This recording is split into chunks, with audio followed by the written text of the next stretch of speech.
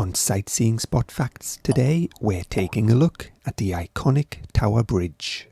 Spanning the historic River Thames in London is one of the most famous bridges in the world. A majestic, old-looking bridge, Tower Bridge is often confused with the famous but plain-looking London Bridge.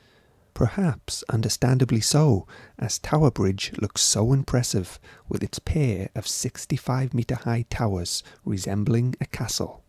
However, it's not as old as you might think. It was actually completed in 1894 after 8 years of construction, making it almost 130 years old. The reason it looks older is because it was designed that way in order to fit in with the nearby Tower of London, which is an amazing 7 times older than the bridge. During the late 1800s, the East End of London was becoming more and more crowded, and a new bridge further to the east was needed. But as it would be the first bridge to be built east of London Bridge, it would block tall ships coming in, and so a bridge design that could be raised was needed. Tower Bridge is often thought to be a drawbridge because of the way a traditional drawbridge opens using ropes or chains, but Tower Bridge uses a bascule design. The word bascule comes from the French word meaning seesaw. Each bascule is about 30 meters long and weighs over 1,000 tons. They are counterbalanced to reduce the amount of power needed to open them, and pivot like a seesaw, opening to a maximum angle of 86 degrees in about 90 seconds. The opening mechanism used to be powered by steam engines driving hydraulics, but in the 70s it was updated to an electro-hydraulic system. The men most credited with its creation are English architect Horace Jones and engineers John Wolfe Barry and Henry Mark Brunel, as well as over 400 construction workers who worked on it every day. Unfortunately, Horace Jones would not see the bridge completed, as he passed away a year after construction started. George D. Stephenson took his place and changed the facade to better match up with the Tower of London. You may not have realised, but these horizontal members are not just decorative and structural, but are actually walkways. They were originally intended to let people cross over when vessels were passing under the bridge, but weren't used that much because of the many steps you had to climb. The walkways also had a bit of a reputation for pickpockets and other undesirables.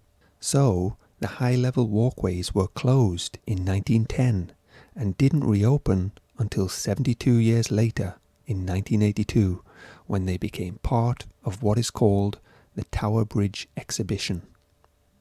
For a fee of about £12, you can go inside the towers and learn the bridge's history, see its former steam engines, and walk across the walkways and enjoy views of London.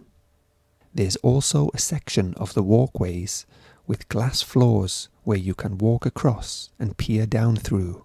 But no need to worry, as the glass is strong enough to hold the weight of 2 cars.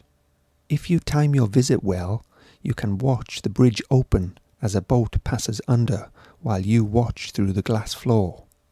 In the early days of the bridge's history, the bridge would open about 20 to 30 times a day, but now it only opens about 20 to 30 times a week.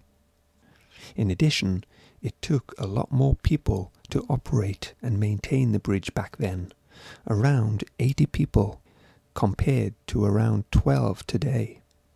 However, some things haven't changed. For example, river traffic takes priority over road traffic, and there's no charge to vessel owners when they book a bridge lift, but they must give 24 hours notice. The bridge's colour scheme of red, white and blue started in 1977 to celebrate Queen Elizabeth II's Silver Jubilee. Before that, it used to be a shade of chocolate brown, which can still be seen if you buy a ticket and go inside the towers. Throughout Tower Bridge's history, there have been a number of noticeable incidents. The engineer and stunt pilot Francis McLean in 1912 flew under the high-level walkways of the bridge, becoming quite popular with the people.